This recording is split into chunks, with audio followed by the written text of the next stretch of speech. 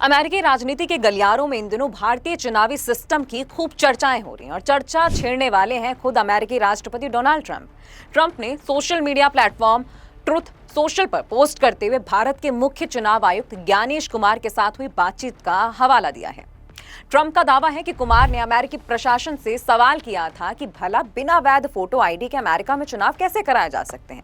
अब इस बातचीत के सहारे ट्रंप अमेरिका में save America act, safeguard American voter eligibility act को पास कराने का पूरा जोर लगाते दिख रहे हैं। इस कानून का सीधा मकसद तो ये है कि फेडरल चुनावों में वोटर रजिस्ट्रेशन के दौरान अमेरिकी नागरिकता का पक्का दस्तावेजी सबूत मांगा जाए और वोटिंग के वक्त वैध फोटो पहचान पत्र अनिवार्य किया जाए। साथ ही मेल इन बैलेट यानी डाक के द्वारा मतदान को बेहद सीमित परिस्थितियों तक समेटा जाए।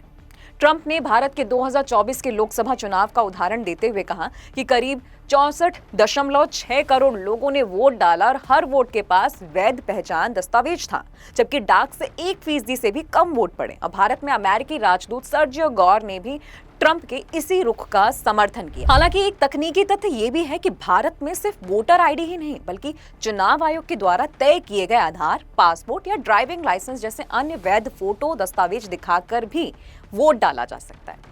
अब ऐसे में सवाल उठता है कि अमेरिका में इस पर इतना बवाल क्यों है। दरअसल अमेरिका में भारत की तरह कोई एक केंद्रीय चुनाव आयोग या राष्ट्रीय वोटर आईडी की व्यवस्था नहीं है।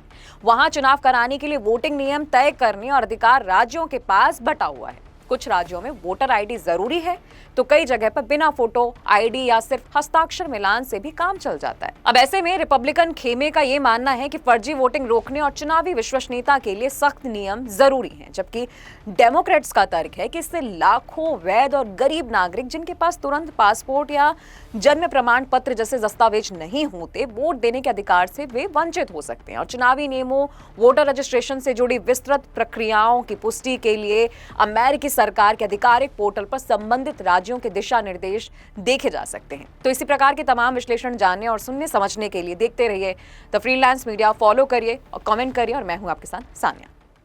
खबरों की स्वतंत्र आवाज सुनने और देखने के लिए सब्सक्राइब कीजिए TFM यानी द फ्रीलांस मीडिया।